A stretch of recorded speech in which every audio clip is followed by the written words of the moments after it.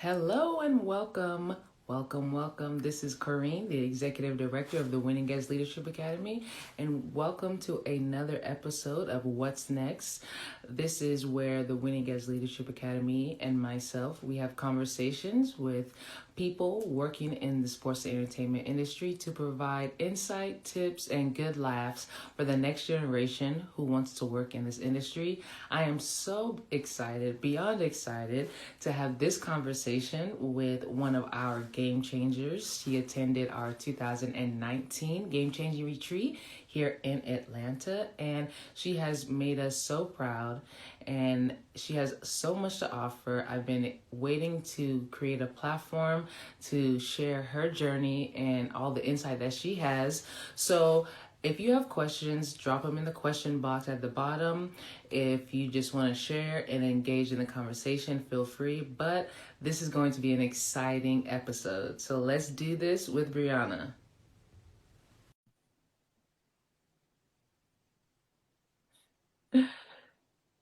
I think hey there, Hey, how are you?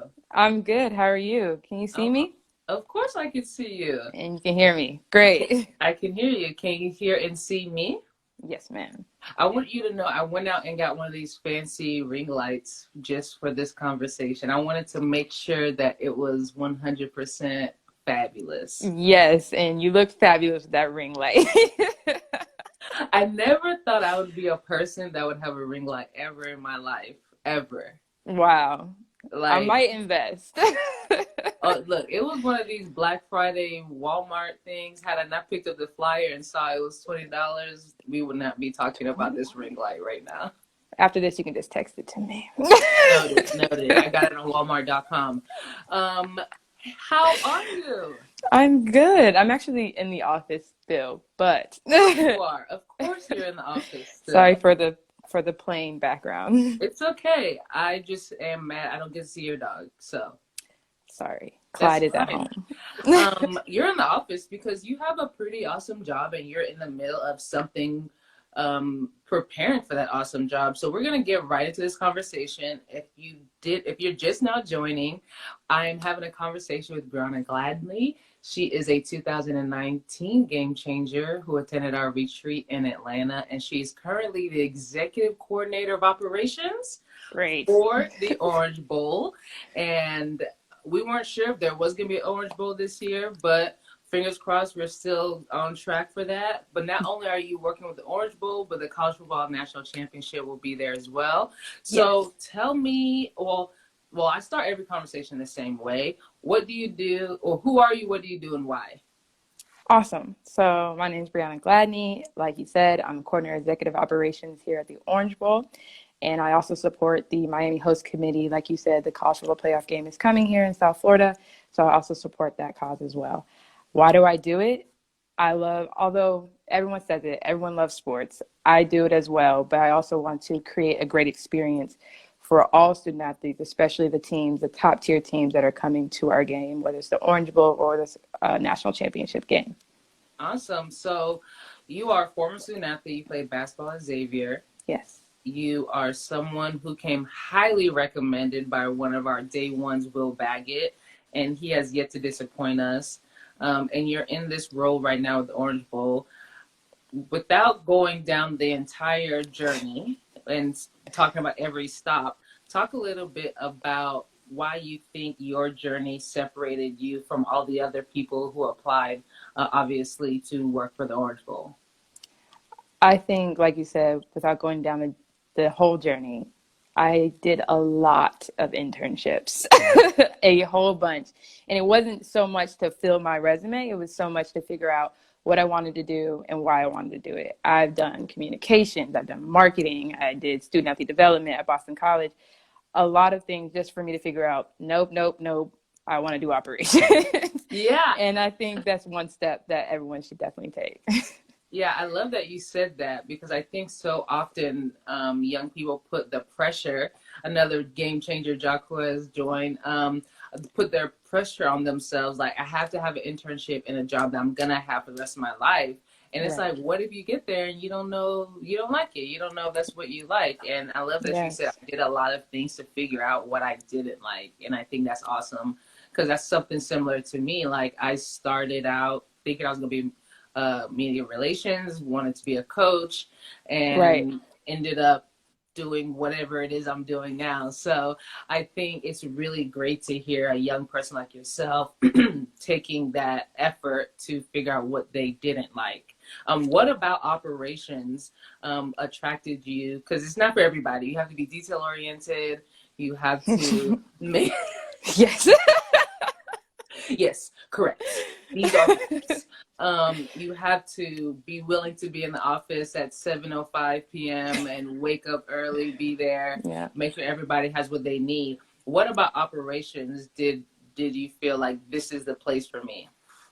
I think above all of those things, I think the best part is that it makes you become a true team player. Like operations encompasses so many different departments. And I can tell you the people here at the Orange Bowl are absolutely amazing at their job. And so for me, it's been amazing to go to sponsorship and say, hey, what is this supposed to look like? Can you approve this logo? And then going to, anybody else marketing or anybody communications, hey, do we have a video or anything like that? So I think it's first off being a team player with all the departments. And then another one would be that on like throughout the year, you're not just behind your desk. You're going to site visits. You're leading a site visit. You are going to the hotels. You're going to go to the stadium, of course, and just walk through everything and talk to different vendors. So now you're making more connections when it comes to who's going to supply our lockers versus who's going to supply the volunteers for the Champ Week events. So it's been great to not only just be at my desk, but also to walk around and like see and meet new people every day. Well, I love that you talked about site visits because you're in the middle of a big site visit right now. Yes. Give a little bit of a snap. I mean, you talked a little bit about some of the elements that go into that, but as a person that's in your position right now, what does a site visit look like leading up to the Orange Bowl National Championship game? I think this year, obviously, it's a lot different. So I'm not as involved with the people coming to visit, but I can say when I was actually with the CFP, it actually entailed a lot of you're meeting, a lot of side meeting, right? So you're going down to the stadium, but you're not just there to look at what the locker room's going to look like. You're also down there to make sure, hey, the field's going to be coming in on this day. Will it be ready to be painted this day and that day? So like you said, it's very detail oriented. You have a lot of different parts where everyone should be dispersed at. So you have to make sure that, okay, I need to go to the airport, the practice sites, and the stadium. How does that go? So you're scheduling different meetings. You're also making sure you're lining up everyone else's schedule so that the people that can be there can be there. Luckily this year, everyone's using Zoom, so I can be there Yes. virtually. But just scheduling that all out and making sure you meet with all the right people and asking all the right questions. Just because you only get to be down here 3 days a month to get what you need to do Yeah. for a site visit that's miles away. Oh gosh. Well, let's take a step back. You're, like I said, you're a student athlete, and you and I, we have had many conversations about the experience that student athletes have and the struggles they have, but also the advantages that they have. And I promised you that one day you're gonna come to the retreat that we would have had this summer here in Atlanta to talk about some things when it comes to networking. I believe you are one of the greatest young networkers I know. And I say that, I don't say that lightly because Thank young you. people struggle a lot with networking because they're so used to texting and not creating genuine relationships. But Mm-hmm. if I'm giving you the mic right now, we have student athletes, former student athletes who are watching this that are struggling connecting with people.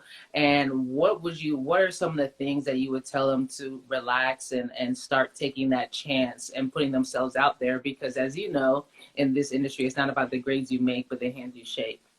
Absolutely. That's actually, I'm gonna put that down in my repertoire. That's Yes, great. yes, yes, yes. I'm going to tell you exactly what my mentor told me. And it's that a lot of us, especially people my age, we think because we're asking CEOs or we want to be, the next COO of something, it's hard for us to ask them to do an informational interview, keyword here, informational interview for everyone. There's a difference. There's a difference. There is a difference. To ask them to do one is scary. Why? And I think everyone says it's not mutual beneficial, right? So I can't do anything for them, but they're going to be doing so much for me. Why? It's like I'm using them. And what my mentor told me, and I'm going to say this now, is that if you are asking someone like that for an informational interview in your 20s, early 30s, they already know you're unemployed. They already know Facts. that you are in the developmental phase and you are in the learning phase of your job. So it's already a mutual understanding. So if they say yes to your informational interview, it is because they genuinely want to see you grow, or they genuinely want to help you in your job. And that right there should put you at ease as to meeting with them.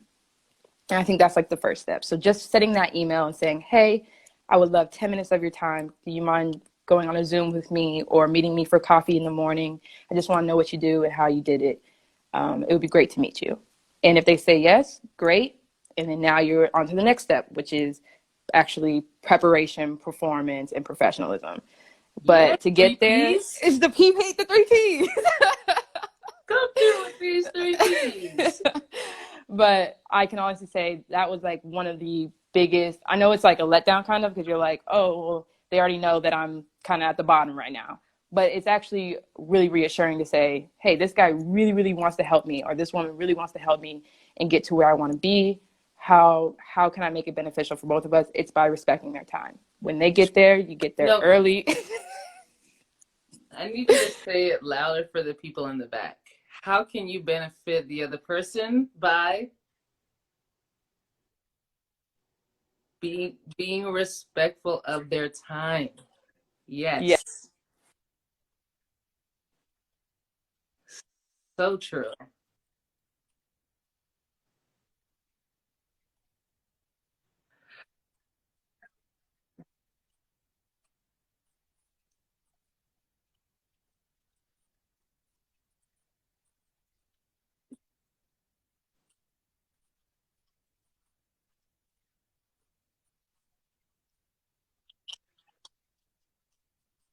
Game changer. And then going from there is like actively listening, follow-up questions, just the stuff that everyone knows. But I think that's one of the keys when you do ask for an informational interview, is just come prepared, do your research, and they will put your name in rooms that you've never entered and you never knew was possible for you, and can lead you the way that way. Yeah, I love that you said that about the coming prepared for questions, because so often I get like, hey, Miss Million, I'd love to find 10 minutes of your, or 10, 15 minutes, and then it becomes 30 minutes. And then it's because they're like, tell me about yourself. Okay, tell me about your journey and what classes do you take? And I'm like, had you just went on LinkedIn or Google, like, we would be so past this and talking more about the questions that relate to what you're really trying to get at, right? Yeah. So I love that you talk about that. And I want to get your thoughts on, you kind of mentioned like reaching out to the CEOs and stuff, because that's what you aspire to be. But what about those coordinators and those lower level individuals in an organization that probably have more time, right? And then they're more, they usually are 2, 3, 4, 5 years removed from where you are. And how do you kind of put yourself out there to them and have a conversation? I think that's great. I think it's important to do more of a peer-and-peer informational interview, because they are now in the door that you are trying to get into. And I think that is a great question. I think that when you reach out to them, obviously always be professional until they're like, girl, listen, until you get to that point, you always are professional, and you're saying, and you're going to say the same thing that you would the CEO, you across the board. You're just going to ask them, hey, I want 10 to 15 minutes of your time. And like you said, if it's 10 to 15, it's 10 to 15. You end that conversation with, hey, I know we're running low on time. If you have any extra time, I would love to, talk to you more. But if not, no worries. I'll follow up with an email. Perfect. I'm just gonna I record all of these, but I'm gonna blast this one out. I think a lot of our future game changers and your peers will take a lot from that. And I love that you call it the peer mentoring, because that's something that is overlooked a lot too. And it's Yeah. like, you and your game changers that came to the retreat, you guys are starting your journey around the same time, right? And as Right. you guys continue to climb, when jobs become open in your organization or you hear about things, hey, I know Bree's been working her butt off at the Orange Bowl. I'm about to head over to the SEC. I'm gonna bring her with me. And so don't be afraid to be on a bandwagon. Like, bandwagon is always kind of used as a bad term, but like, Right. wagons are good. They get people from point A to point The B. point being, So you better hop on that thing and catch a exactly. ride. I can say now, like the interns I was with at the CFP, the people that I met while I was in Dallas when I was there, or the people I know at Boston College, those are my core group. I have those people who are they're all my age, but we're all in different categories, and let them become the AD somewhere, or let them become the SWA somewhere, and all of a sudden they're like, I need a facilities person, and I'm like, I know facilities. And I don't even have to say that. They'll be like, you know what, I know Brianna, and it's just the long game really when you're doing this. Yeah, I love that. What are you doing right now? You have a job. Most people feel like, well, the only time I have to do these things, the informational interviews and networking, is when I'm looking for a job. You got a Right. job. You're doing a great job at it. They love you over there at the Orange Bowl. Shout out to the Orange Bowl. But how are you continuing to grow and develop in this space and build your network? um, I think you touched on it earlier about authenticity, and if you had a friend that only hits you up when you need something, that's not your friend. And so for me, especially during these times with COVID, you just check up on your people. You check up on the people who had spent those 10 minutes with you. Even if you emailed them once back in January and they never responded, you go ahead, just hit them up again on Easter, then you hit them up again. Even if they don't respond, it's just so that they know that you care. No, Easter though. No, so Praise them. I do that. I do reach out to my people and just say, checking in. It's all it is. Like, hey, I saw that the SEC soccer, women's soccer team won. Congratulations. I hope you see many more. And then that's it. It's all it takes. I love that. I love that. Well, I am just so proud and humbled to be a witness to your journey. I can't wait for you to be an athletic director. Maybe you can give me a job one day. Hopefully I don't disappoint you. But if there's anything, again, like for those former athletes that are sitting here watching, they don't know what they want to do. They're scared to reach out to somebody. They're just kind of waiting around. It's COVID. There is a hiring freeze. Nobody knows what's going on. I don't even know if my sport is going to play. Like, what would you tell them right now before we end this conversation? That's a great question. And I would say that the one advice I would give is, although I wouldn't say football because right now we're in a frenzy, but any other sport, take the time and just email them, reach out to them and say, like I said, ask for an informational interview, especially in their down season. If you don't have anything else to do and they don't, they're just kind of trickling along, that means they have a little bit more time to spend a quick few minutes with you. And that will create your network. You'll start building it that way. And so in your downtime, create a list, research them, see what they do. And if that's what the path you want to do, then reach out to them and just say a quick email. I have no problem rereading someone's email. If you want to practice that with me, that's fine. But just a quick email saying, who you are, what you strive to do, and why you want to meet them. And it could be about 3-4 sentences and send it off. And if they don't respond, don't get discouraged. There's plenty of CEOs and COOs out there, and there's plenty of peers out there. So do not be afraid to reach out to them. Awesome. Well, we'll say on the timing thing, like, don't email a football person in the middle of football season. Don't email a basketball person in the middle of basketball season. Like, be mindful of those seasons. It makes a difference. People, she said it, if you want to reach out, she's a great peer mentor. She's reaching out to me all the time saying, hey, I'm looking over a friend's resume. and wanted to get your thoughts. Or, hey, I'm building a friend's website. I'm like, when do you have time to do these things? But hit her up on LinkedIn, hit her up on Instagram, connect with her. She's a rising star. You want to hop on this, you want to get a hitch on this bandwagon as soon as possible. Thank you so much. I appreciate your Thank you. time. I know you're crazy busy. Please give all the love to your dog. I can't believe you went and got that dog. Oh, Um, he's mine forever now. I told her to go get a dog during the COVID to foster because they needed it. And she was like, okay. And now she got this big old dog at the house. So I appreciate your time, your energy, your positivity, your smile, everything Thank you. about you. Thank you. Please continue to do what you do. Continue to be a peer mentor. And I know this is going to be the first time we hear from you. Thank you. Thank you so much for having me. I really appreciate it. All right. I'll see you. Bye. So that was one of our 2019 Game Changers. Thank you so much for tuning in today.